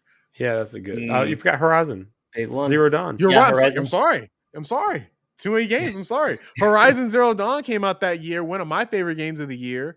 Started a really great franchise. Like, just amazing. And then Star Destiny Wars 2. Battlefront. You're right. Star Wars Battlefront 2 came out that year too. The classic. But you're right. Destiny 2 did come out that year. Nier I forgot about Automata. that. Yeah, I Yep, said Nier I said Automata. that. Yeah. Oh, you did. Okay. But It- yeah, That's a very solid pick. Pokemon Sun and Moon came out that year, which is, I'm sorry, no. Pokemon Ultimate Sun and Moon came out that year. But yeah, just off that alone, I'll stand by my list. It's a good year. I agree. Yeah. I I think think Y'all Selling that judge me. one, Y'all honestly. judge me wrong. I gave y'all a hint. I'm like, it's not what you think it is. Yeah, but you can't be trusted. that's a good year. I see your point. And I think that what makes that year so strong is the Switch. And that Switch year is the best launch year of a gaming console, I think. It got Ever. 2 classics. And I know, Alfredo, you feel your way about Breath of the Wild, but can Mhm. you admit that it is a landmark game? It's aside from what you feel about what it does innovative, in terms of what it's done for other games and the influence it's He taken. knows objectively that game is Mhm. massive. There's a okay, but any game could be massive. What? Okay. But Any not game every could be massive, but is it actually filled with things to do though? That's the question. But I'm not talking about the game. I'm talking about the What? impact of the game. Like they're impact. different. I see what you're saying. Look, y'all, objectively, Breath of the Wild is critically acclaimed. It's one of the best-selling Zelda games of all time. It was a zeitgeist in gaming that we don't see often. Like, And honestly, yeah. like Elden Ring hit that level. which I is don't one think game- you Look- get. I don't think you get Elden Ring without Breath of the Wild. At least not in the same Yeah. way. No, I Look, don't I'm think not you get saying- an Immortals Phoenix Rising without Breath of the Wild. Oh yeah, I- yeah. you You know, I don't get a Genshin Impact without Breath of the right. Wild. Like, that's what I'm saying in terms of the impact of it. I'm Mhm. not arguing about the quality. We can argue about that all day. Yeah. But just in terms of what it did, and if you really think about it, what third person, like, I don't even know if you call it RPG, but RPG has really done that since Breath of the Wild. Like I mean, oh, you mean like impact wise? impact. Just I impact. got it. Yeah, I'll definitely like it. It's without a doubt a landmark game. I'll give That, you and that. that's why, and to me, it's the reason why this is the greatest gaming year of all time, because it has that, and then it has just this collection of really Yeah. fucking good games. Yeah, I agree. So I rest my it's case. why I picked my year as well. I was looking for something like that as well. Now, Cole, you wanted to do the same thing for Alfredo's, right? You want to guess his list too? Mhm. Oh yeah, go ahead, guess. I want to guess it too, but I'll let Cole go first. So I want to do my year first, and then get to Alfredo's year. Yeah, go Okay. for it. Because I still don't know yet. I'm kind of judging how Alfredo reacts to some of ours. I don't know. I haven't nailed this year down yet. I got my Okay. poker face on. Well, let me ask you this: can y'all guess my year? Y'all both said you think you know. I think No, you're picking let- 2001. What'd you say, Alfredo? I need to look. So I was gonna look up. Okay, when did Grand Theft Auto? I was gonna look at when Grand Theft Auto. 3. I was gonna. It's He was either gonna look 3 at or 5. 4. He was going to get 5. No, I was gonna look at 3 or 4. I want to say I went for 3. 3. I would say probably. Y'all are the year right. It's that came 3. out. It's Yeah. 2001. It's the best year in I was gaming. like, there's That no when way Grand it's Theft Auto even 3 close. came out. Yeah, GTA 3. There you yeah. go. Yeah, I was like, there's no way. Like, there's no. Yeah. And I was this like, is- either it's 3 or 4. and to be fair, like in most articles I look through, this is the year most cited. So you're not alone in this opinion. Yeah, because you know. What's it got? What's it But, got? okay, so Let him here's go, let him go. I will say the reason I picked this year is not because of GTA 3. It's because GTA 3 is in it, but it's what supplements GTA 3. Mm. You know, I wouldn't just pick because Grand Theft Auto 5, it just off of Grand Theft Auto game, it's my favorite GTA because I think it takes everything that the series is known for and good at and bundles it up to a modern freaking masterpiece. But GTA 3 is the most influential video game I think of all time. I don't think it's even close, really. What it did for open world games, it can't even be. I mean, even 3D games in general and open world games, it's unbelievable. But so you got Grand Theft Auto 3. These 3 games are what make that year just absolutely ridiculous. You better piss off Alfredo already. He's about to be know. pissed no, off. I'm Hot ready. heaven. I'm ready. All right, these 3 games: GTA 3, Final Fantasy X, and Metal Gear Solid 2. Are you kidding me? Are you kidding me? Wait, what was the last one? I was so pissed All about right, the second one. let's just Metal What Gear was the Solid second? 2. Metal Gear Oh, Solid okay. 2. That was fun, I guess. Are Metal you kidding Gear- me though? Really? Okay. Really? Oh, hold Guys. on. Can I defend Final Fantasy X really Yeah, quick? yeah, There's no defending that trash. You defend, but he's gonna Alfredo, you defend it the when same did way you- you defended I Breath of the Wild. It was honestly wouldn't- monumental. not even from that Monumental. perspective, because I don't think Final Fantasy X is that influential. To be It's honest, not, but it's monumental release. It's not that influential. I don't think. How I will defend it is, Alfredo, name the RPGs that came out that year and then compare them to Final Fantasy X. Like That came there out was, the year of 2001. Final Fantasy X. yeah, like Okay. I just don't think many RPGs at that standpoint really stack up to it because it was a next gen game. So it looked like you can't really compare it to something like Final Fantasy IX because at the time when it came out, it was this different next gen thing. It was awesome. It was I awesome, disagree. y'all. Yeah, Like, do but- I think but you Final got to Fantasy be in IX the is moment. better? I do, but I see the argument for Final Fantasy X being just this. And it was a next-gen critical hit. showcase. Y'all, at the time, it was a critical hit. Everyone was talking about it. It was a release that was well received, just like 7, 8, 9. 10 followed on PS2, which was the best-selling console ever. You know, when it came out, it was so hot. And the new Final Fantasy game on Sony PS2 delivered for the most part. Can you imagine that? Like, this hadn't happened since Final Fantasy X. We have not had a Final Fantasy that has delivered. You named the wrong game for your argument, though. Well, Because there's another game. I haven't There's finished. another game on All this right. list that I'm so shocked you didn't put. Okay, in the top three. these are my favorite top 3. Okay, so Okay. let me finish my list. So these are the ones that make the list. Okay, but the games that I'm about to mention are very massive. Super Smash Brothers Melee, also Halo. Right, that's the one I'm like, you named Halo. Halo. Halo Combat Evolved. The Xbox launched this year. The GameCube launched this year. You had the Xbox, the GameCube launch, Final Fantasy X, Gran Turismo 3, the best Gran Turismo game, pretty much. Just like no question. Metacritic wise and whatever. SSX Tricky was out that year. Sonic Adventure 2 on the Dreamcast, which was very well received and a very good game, probably the last good Sonic game. Tony Hawk's Pro Skater 3 had a 97% on Metacritic. The first Animal Crossing, the first Animal Crossing, the first Devil May Cry, the first Jack and Daxter, the first Max Payne, Pikmin. I mean, Fatal Frame, Ghost Recon, Black and White PC game, Burnout, the first Burnout game. Some good This picks. is like Capcom versus SNK 2, Dead or Alive 3. Like, Look, it is you're legendary. listing some good games, but legendary. I But have a hearing problem with it too. hearing these games, I don't think it beats Thomas this year.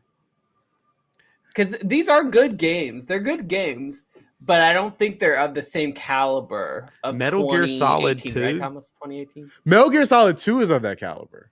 Yes, So but is that's it- why I but I think think but once you're you having get games here and there, you but know. once you get versus to the Thomas's bottom of the year. list, Y'all- it gets a little shaky. Caliber, Okay, the keep going. Caliber games, like whether you agree or not, these Caliber games are some of the best Caliber games of all time. FFX, Metal Gear Solid 2, Grand Theft Auto 3, Gran Turismo 3, and Halo.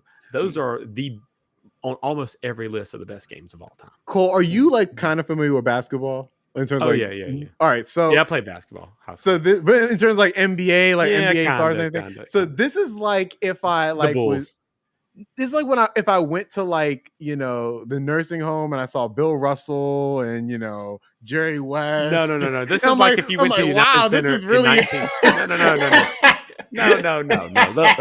No.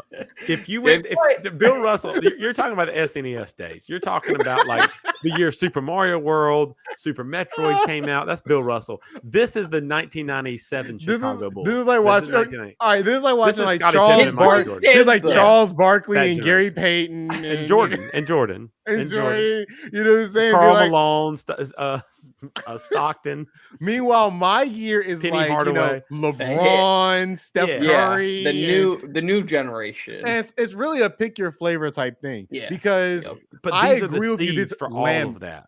Landmark. Yeah. Legendary. This year really does lay the seeds down for where gaming is going to go. Yeah. You know, Exactly, a lot of these yep. franchises are still around kicking. So yeah, And I for feel the like that's better. the strongest argument for your year. That it Yeah, is exactly. where everything started. It's the This is Breath where of the everything- Wild argument. Like, it might not be our cup of tea, but there's no denying the foundation it laid. You didn't for name the best future game. games. You didn't name the best game in the whole entire list though. What's that? Mega Halo? Man Battle Network 2. Oh, is Oh, this you the love year that that you game. got that game? Oh That's my crazy. god. Love that game. Yes, that's amazing. I might have to replay that. Jesus. But yeah, I do want to say Twisted Metal Black and Shenmue 2. Onimusha came out this year too. Yeah, I ne- Onimusha. Yeah. I never played it, but I Ace heard good Combat things. 4 also came out, which was considered one of the best Ace Combat games. You say Tony Hawk? Yeah, Tommy Hawk 3.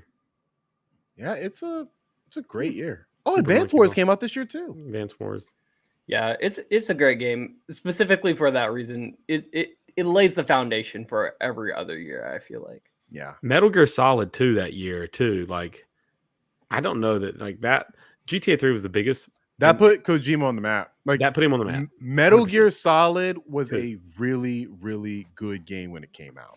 That was like a. This but was at the that- game. This was the game. This was the game that busted it into the mainstream. Metal Gear Solid 1 was almost like a cult classic at the time. And Metal Mhm. Gear Solid 2 came out with the best graphics people had ever seen. It was absurd. And that demo came out. The Tanker demo came out like 3 months prior. And everybody was playing that. I played that game. demo. I played that game at 8. Like I should not have been playing that game. But Yeah. my cousins were always out and they left the PS2 and they had that game. And I gotta say, that's the first, like, to me, like, big boy game that I ever played. And I didn't know what was going on. But it was an experience. It And yeah, was. it's just one of those. This year has a lot of just solid entries into their franchise or birthed an entire franchise. So great year, excellent year. Agreed. Good pick. Good pick. I think Thomas is winning. Oh, God, no. I think I am too, but you know. But I'm curious about your year. I kind of want to guess your year. Yeah, go ahead. I don't think you guys will get it at all. I think you're gonna try to trick us, and it's gonna be Kingdom Hearts year. let me So what do see you- when what let year me you see when guessing? Kingdom Hearts came out. Let me make sure. It's not going to be that because he There's doesn't no like way. these older years, I can tell. It's going to be. What are you saying, Cole? I You don't have don't like any these old class. Is that what you're trying to I say? don't think. I think I can- you don't. I You can don't see- have the class. I can see Alfredo shitting on your list all for the sole purpose that his list is going to be the same in terms of like old games. And he likes your No comment. no, and he likes your list. It's more modern. I think his year's gonna be 2015 for some reason. 2015. What in that Okay. year is making you think is that? Hold on, let me pull up. Thomas, what do you think? Yeah, Thomas. Any guesses? 2021. Wow, just last year. No. I Crazy. think it's very possible you might pick 2005. If he picks 2021, I'll go and tell I'm sorry, audience. I'm logging off. I am logging off. What? That is my 2021 was the worst year period in gaming period history period. Hey, this year don't look much better. Like not much. I better. mean, The it's got first some 3 hits. months has put this in one of the best years in recent memory. Okay, are you guys ready for me to reveal my Are we not My right? favorite game of the year? No, wait. Are we not right? Are we Or wrong? best game. Both Oh. of us wrong. So, the year I think is the best gaming year of all time. Cole is right. 2021. I picked that for very specific No, I'm kidding. It's not 2021. You should have waited till you Don't logged lie. off. I was waiting for There we go. You logged off. I was waiting for that. No, it's not. It's not 2021, and it's actually Hey Cole, nice to have you back. God dang it. No, I told you guys weren't actually going to get this because It's not 2021? no, it's done 2021. Oh, good. And God. I picked this specific year because it was good. It was a good gaming year. It didn't have a ton of hits, but it was good gaming year. But it was great in terms of kind of the same thing that Cole was saying for his reason was that like it was the start of a lot, and it was kind of one of those genre defining years for me personally. It was kind of like a Pokemon Go, like something happened and that happened, and it had a bunch of good games in those regards. So I think the best gaming year is 2007. Oh, it's close. I'm shocked. So in 2007, they had a couple good hits there. So you get games like Super Mario Galaxy, immediate hit, obviously. But you also get things like the Orange Box, Valve's Orange Box, which included things like Half-Life Episode 2, Portal, stuff like that. You also have other games such as BioShock. You got Call of Duty Modern Warfare, Halo 3. You got hits upon hits.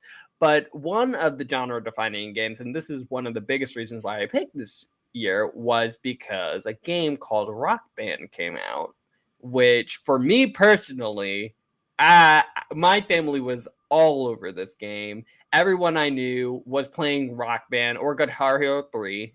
Or Guitar Hero 2, I think, which both came out in the same year. Everyone was playing this game. Everyone was buying the full kit for guitars, drums, microphone, everything. And in my house, that was like a daily thing, something that I played every single day with all my sisters. And it was just a great year. We also got things like Mass Effect. We got things like Metroid Prime 3. We got Uncharted, Drake's Fortune, the first of many, many great Uncharted games. It was just a lot of really great things. And then you have some sleeper hits that of some of my personal favorite games. Sam and Max Save the World. I love that franchise. And then The World Ends With You, which I love that game because Tetsuya Nomura produced it, and it's a great Nintendo DS games. So there's like a lot of big games. There's a lot of sleeper hits in there, and then you got genre defining kind of games to it, and that's why I think it's the best. A few that you actually missed: Assassin's Creed, the first Assassin's Creed, and BioShock, and Uncharted, and Oblivion, the first Uncharted, The Witcher, also The Witcher, and Mass Effect. He said Mass Effect. Yep. Oh, okay. But did you say Oblivion? I didn't. There's and Oblivion Modern Warfare, as well. Call of Duty 4, Modern Warfare came out that year. It's got a lot of really great games in there, and then it speaks as well as speaking to me on a personal level. I think I think this is a good list. I think that this list, I don't want to criticize it because there's a lot of great games on here, and I like a lot of these games. Like obviously BioShock, obviously Super Mario Galaxy, Halo 3 is great, Modern Warfare is great. I think this year is like a worse version of Cole's year. Ooh, that hurts. I think that Cole's year has better games at the top of it, and the other games that fill it out are a lot better too.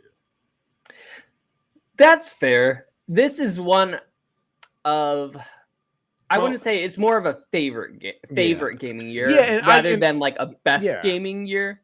I think it's definitely in that conversation for best gaming year because it has so many good foundational hits. It's a consistent year. It has a lot of like God of War 2's in here. Halo 3 was one of the biggest games of all time when it first released. Still one of the great Halo games. You know, Modern Warfare, that has to be one of the biggest franchises in gaming history. Yeah. And it to the point they're literally going back to that franchise this year in 2022. So that's super impressive. Orange Box, obviously it having Portal in it is to me the thing that really takes that over the top. And Team Fortress. Team Fortress had its day. I don't know if you can look at that as a go-to franchise now, but Portal is one of the classic games of all time. Oblivion, I'm not the biggest fan of Oblivion. I but tried it. genre-defining game. It is well. Maybe Oh. not to you, but I it feel like was. I feel It like was right before Skyrim. I feel And like it was a great if game. you ask a Skyrim fan, which I can't say I'm the biggest Skyrim fan in the world, but a Elder Scrolls fan would probably tell you Morrowind is the best in the franchise, and then Skyrim second best, and this one's probably third best. Yeah. Morrowind That's probably fair, is the that's number one. Most people I talk to consider that like the defining game of that franchise. Was But- Morrowind before this one? Yeah, Before Morrowind's the Oblivion? first Okay. one. Morrowind's the first. I think Todd Howard, Bethesda, Mm-hmm. Elder Scrolls. I think Elder Scrolls fans would say that, but I think general video game fans, I don't think it's a question that it's Skyrim. Oh yeah. Yeah. I was, Yeah. but I feel like that was obvious. I'm saying Yeah, just in I terms, got you. yeah, just in For the terms of like hardcore the. fans. I know people who that's all they play is Skyrim. Yeah. They don't Yep. play video games. They play Skyrim, Yep. and they have all the mods. We all So know it's- those people. But Mhm. but yeah, and then obviously Mass Effect, and you didn't even say Crisis. I didn't Crisis- say Crisis. Crisis See, came out I, this year. They're like I little forgot a bunch games of in games, too. here. They're Exactly. They're little, really like not Little really classics. Gems. That's a good way to put it.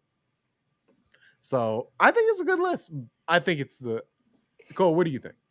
I think it's okay. now Just, who lacks It's like, culture? it's like good Now cop, who bad lacks cop. yeah, I class? would put probably 7 other years of the 2000s ahead of this year.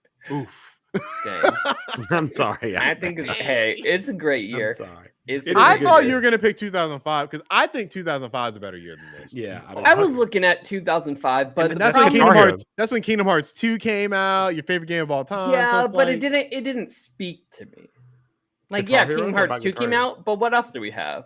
We got Resident Evil 4. I mean, yeah, that's a great game, but it's not my type of game. We got God of Mario War, RTS. God of War, again, not my type of game. Metal Gear but- Solid 3, not your type of game. Yeah, San it's Andreas, a not bunch your of games type that of aren't game. my type of games, you know? But in terms of the like, and I feel you, and that's definitely the most important thing. I'm just looking at it just like from this quality of game. From a quality. I don't know. From a quality standpoint, I do. The you only got thing that I Half-Life 2 really in here. You got Shadow of the Colossus in here. Yeah, which I didn't like. I didn't like it either. There's a bunch of But- games that I didn't exactly love this year, and I do see a Mhm. lot less in here than 2007 personally. That Oh, that makes it eke I out. I actually agree. I actually looking at it, I think 2007 was probably better there. Like they have some good stuff in here, Mhm. but I don't think it's as good. But it's not as 2000 many hits, as many gems as 2007. Mhm.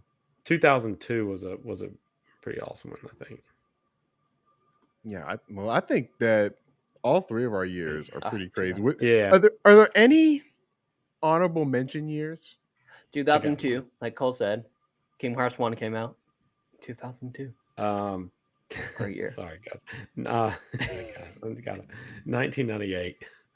Okay, What came out in 1990? that's like original Half-Life, I believe. No, yeah, Metal Gear Solid, Ocarina of Okay. Time. Mhm. Yeah, that's a good year. The first. I was looking at that that's year. like- They got Spyro, they got Gex, Banjo Kazooie. got some classics in there. That's a The good year. original StarCraft, Xenogears, Parasite Eve, Tomb Raider 3, Rogue Squadron, Star Wars Rogue Squadron, the first Sonic Adventure on Dreamcast. Ooh, that's a good Yeah, one. they do have some Um, good stuff in I think that 1998. 2011's a great year as well. You got Yeah. Arkham City, you got Yeah. Skyrim, Portal 2, Mass Effect 2, Skyward Sword, 2011 was Drake's solid. Deception. Yeah, Little Big Planet 2. Ah, beautiful game. and then 2013 is the other one.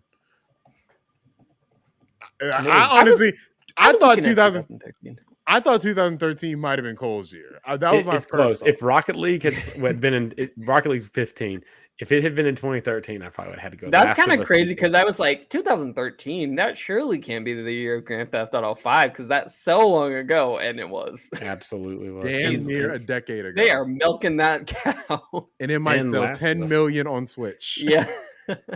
Last of Us, yeah, so Whew. Last of Us pushes that year up. Yeah. BioShock Mhm. Infinite, Super Mario 3D World, Black Flag. Black Flag, which Stanley is probably Parable.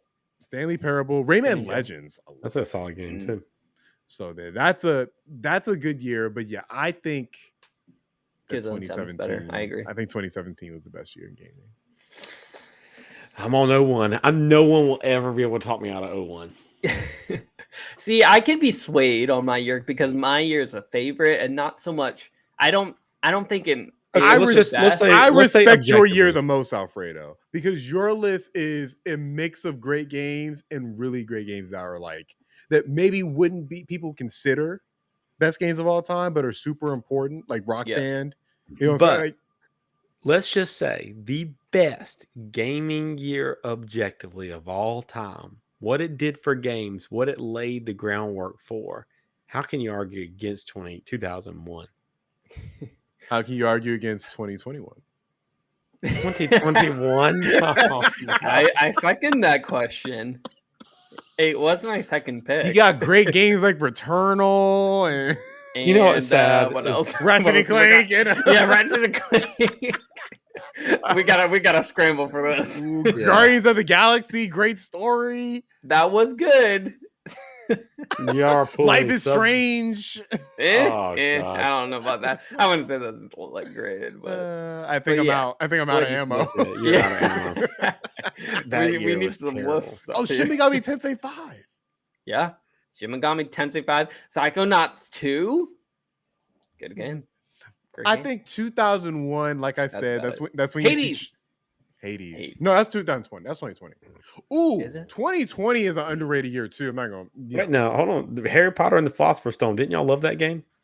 Yeah. Yeah, but I can't put that like as a reason for being like the best game of all time. I think that game does elevate it. Ico? That is okay. Maybe Oh, not a That landmark wouldn't game. that We forgot wouldn't about be the this. game That's that pushes it over for me. We forgot about Ico. Was that year? And Oh, I Silent never Hill played that 2. one. Silent Hill 2 was 2001. That is a Okay, that's pretty cool. classic. I don't think pretty 2021 is better than 2020. No, 2021 is worst gaming year of all time. It ain't I'm sorry, nothing. sorry, 2020. No, just 2020. Oh, No, you don't yeah. think it's better than 2020? Like 2001 is better than 2020? I think that 2020 is better than 2001 Okay. That's what in I thought terms you of the quality of games. Because think But- about it. Think about it. You're getting Last of Us Part 2. You're getting Hades. You're getting Half-Life Alyx. You're getting the Demon Souls remake. You're getting. Let me go down this list. I was with you until Demon Souls remake. That one's it. That was fine. Microsoft Flight Simulator. Mhm. You are getting. I'm still scrolling down. The Modern Warfare remake, which was really good. I will go to the grave saying Cyberpunk Okay. 2077 is a good game. No, Thomas, no. You're gonna lose all credibility. Stop all your head. This will age better 10 years from now, I guarantee. You It's got gonna be Ori all- and the it's Will gonna of be the all Wisps. fixed. Yes. That is a great game. Thomas, I don't know how you can turn down whenever you look Animal at Crossing. it, Halo. The game that is arguably just as influential for consoles than Grand Theft Auto. I think you're Bulk over. first-person shooters to consoles. I think you're overrating my love for Halo. Because I like Halo Infinite, Yeah. and Halo I sticks. played through the other ones last year, and I played through them through childhood over other people's Xboxes. But And don't you co-op. know? But you do know how influential Halo Oh yeah, was. for sure. Oh, for sure. Mhm. If it wasn't for Halo, Xbox would have been a failure, and it wouldn't even be here today. Yeah, for sure. It Absolutely. was a cultural movement. Like it was unbelievable when Halo 2 came out because of the success from Halo. Yeah, no, you're right. You're right. Halo, GTA 3, Final Fantasy X, and Metal Gear Solid 2. Oh, I didn't even It's like say mic drop. I didn't even say my big heavy hitters for 2020. Ghost of Tsushima Mm-hmm. and Final Fantasy 7 remake, which to me elevates Animal this Cro- list. Okay. I Animal think Crossing Horizons Animal too. Crossing. Yeah. My And year had Doom- the original. My year had and the first Doom Animal Eternal Crossing. 2020. though. and Doom jumping. Eternal. Doom Eternal as well. Y'all, my year Yeah, had the I'm jumping first ship. Animal Crossing ever. This is the year it was. Yeah, but no one cared about Animal Crossing until Yeah, well, 2020. No, that's not true. That's Right, not true. loading People like Animal Crossing. screens. I'm just saying it wasn't popular. Alfredo, who you It picking? was- it 2020 or was popular. 2021? I picked 2020 hands down. Like I said, 2001, Where's Ben you're, at? you're seeing Where's like Tyler? you're seeing Charles Barkley, you're seeing 57-year-old Michael Jordan, you're seeing John Stockton. Wait now. 1998, Jordan won his sixth championship. You're seeing Jordan at his prime here, I'm and saying you're seeing Michael Old Jordan news. was still playing Oh. basketball. Shaquille O'Neal at his prime at Orlando. Penny Hardaway, that whole I team. feel like Shaq would be more like 2006, 2007. I feel like that would be better for because Shaq is younger than Michael Jordan's era. Yeah, but he was dominant in that first those late That's true. 90s. That's when he was like fresh out of Paul, college. you lost. 2020 is the best gaming year. Accept it. No way. I will say I am mostly trolling, but part of me Yeah, does I am feel it's too. true. I mean, 2020. I'm kind of looking at it now, like, wait a second. 2020. I'm looking at it. I'm looking at it compared to my list, and I'm like, ooh, Yeah. it's actually pretty good. Yeah. Like It's if Persona 5 was here and not Persona 5 Royal, I think that'd push it over. Mhm. Like since I can't count it because it's on 2017, I put my list over. But there are so many. Oh, Dragon Quest 11. Yeah. Oh, wait, no, I'm sorry. That was S. Wait, did Definitive Dragon Quest edition. 11 come out during my year too? I don't know. What year was your year again? I can't remember. 2017. 2017. Let's see. It did. Hey, okay. Come on, y'all have to admit. July 2017. 2017 is the best year in games. Come on, No, let's hear it. I Let's hear it. can't budge on it. I can't. budge on it. We're finding games out the wazoo that I didn't realize. I don't know. I'm looking at 2020, guys. 2020 and 2007. 2004 was unbelievable too. Halo 2, Half-Life 2, Metroid Prime 2, Metal Gear Solid 3, San Andreas came out that year. Sequel year. GTA San Andreas, Counter-Strike. That's a good year. That's a really good year. I can't lie. Mm-hmm. There are a lot of great years of gaming. There are. We could go on and on, but I want to thank everybody for listening or watching the Dukes of Gaming podcast. Again, you can listen to us on your favorite podcast service. Watch us on YouTube. We also have a stream every single Saturday from 9 to around 12. Join us there. Leave a like, a review, a comment, anything to help support the show. You can even email us at therealdukesofgaming@gmail.com, just like Robert, and have your question read live on air. We just met damn near an hour with this topic. So this is what you're looking forward to if you bring in a topic to us. We post everywhere, every Monday, every week. So make sure you start your week right. The Dukes of Gaming. And with all that being said, I bid thee